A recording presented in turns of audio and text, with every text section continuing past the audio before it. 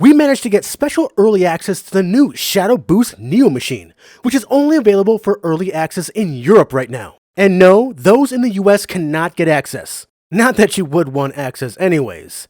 I get about 100 milliseconds of latency from Ohio to France. Just saying. I have benchmarked the Neo machine just to see how powerful this hardware stacks up against the current Boost tier. Plus, I'll even throw in how it compares versus the power upgrade. So let's get started. So before we get into the actual benchmarks, let's go over the hardware used on the new Boost Neo tier. Now let's start with the CPU. For this configuration, they're using the AMD EPYC 9354P, which is a 4th generation EPYC processor that has a base clock speed of 3.25 GHz with 32 cores that can be hyper-threaded into 64. Shadow will be using 4 of these cores, hyper-threaded into 8 for this configuration, just like the others. Nothing new here. Now for their GPU, they'll be using the NVIDIA RTX 2000 Ada Lovelace version. This is a low-end but more up-to-date workstation card, which is comparable to an RTX 4060 or slightly lower.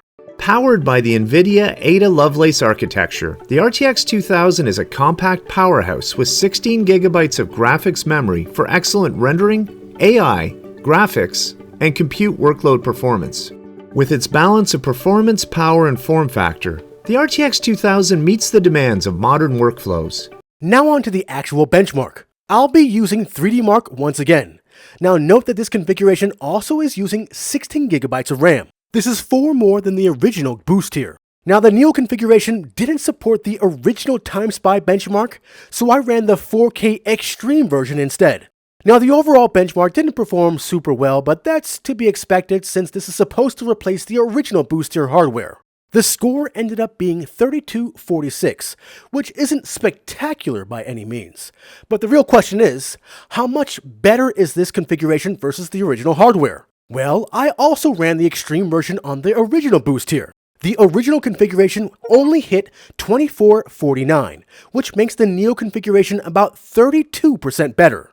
Now please know that this is a raw power benchmark.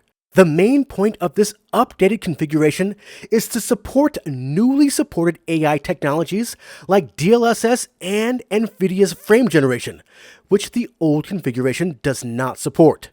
Just run AMD FSR 3! Whoever said that needs to shut up.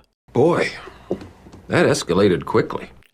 Anyway, before I get into the new AI technologies, you might be wondering how this compares to the power upgrade. Well, I ran the same Time Spy Extreme benchmark on it as well, and this tier is still a bit higher, primarily with the GPU. The score was almost 50% higher than the Neo configuration. And again, the Neo configuration isn't supposed to compete with the power upgrade. The idea is to get the Boost tier up to a playable standard. So the real question is, how does the Neo tier run games? Now I'm going to save a lot of benchmark testing for other individual videos, but for my initial test, of course I went with Cyberpunk 2077, just as Shadow did. But first, if you're currently testing the Neo tier in Europe, make sure you install the NVIDIA app to update your drivers. This was needed. And second, make sure to enable hardware acceleration to enable frame generation.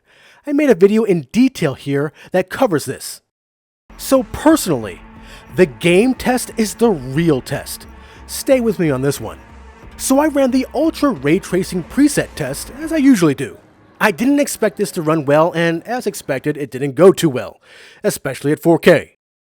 Now with optimized settings, medium preset, ray tracing off, DLSS set to ultra performance, and please ignore frame generation. It's actually off because I needed to restart the game to enable it. The benchmark actually gets pretty decent results at 4K. 60 FPS at 4K isn't that bad for this tier. But then I turned frame generation on by restarting the game. And yes, I do get better frames, but not nearly enough to justify it having it on. But why does it look worse as well? Because the decoder is only processing about 45 of these frames at 4K. So yes, some of the same problems still occur with this tier as well. Seems like it's useless to have frame generation if it's going to do this. Now granted, it's still early access, so changes could be made, but I doubt it. Plus, Shadow isn't sporting 4K for the Boost Neo tier, so this might be a reason why.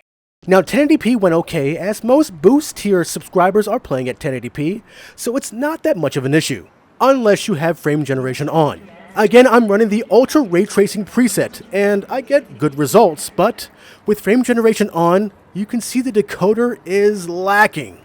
The results for the Ultra preset were pretty good with frame generation on, but the decoder just couldn't handle it. Here are the results with frame generation off. Now here's my recommendation if you want to play at 1080p at 60 FPS with ray tracing on without frame generation. Choose the Ray Tracing Low preset. This got an average right around 60. But what I found out is that the streamer hates the combination of ray tracing and frame generation. Things changed dramatically once I turned things down to the medium preset, DLSS on ultra performance, and frame generation on. Look at this FPS. Now the decoder still doesn't keep up, but the Shadow app isn't designed to handle FPS close to 200. So yeah, with a little modifications, this machine can go pretty far. I just wouldn't activate ray tracing, scaling, and frame generation all at once. I do believe it's because of the low ranking CPU. Big bottleneck there, but of course every tier has this problem. I had very similar findings for 1440p. I'll put that unedited benchmark on my personal channel. Link in the description. I do have a lot more testing to do on other games. Let me know what games you want me to test in the comments below. I have several already lined up like Monster Hunter Wilds and Black Myth Wukong. I will do testing on competitive games like Call of Duty and Fortnite when they officially launch this tier in the US. Because again, this machine is in France and the latency just wouldn't be fair for me. So if you like this benchmark of the new Shadow Neo Boost tier, give us a like. Also, make sure to join as a member of the channel or join our Patreon and our Discord in the links below. And above all else, make sure to subscribe to keep it locked right here at the only place where you can do battle in gaming heaven, Cloud Gaming Battle.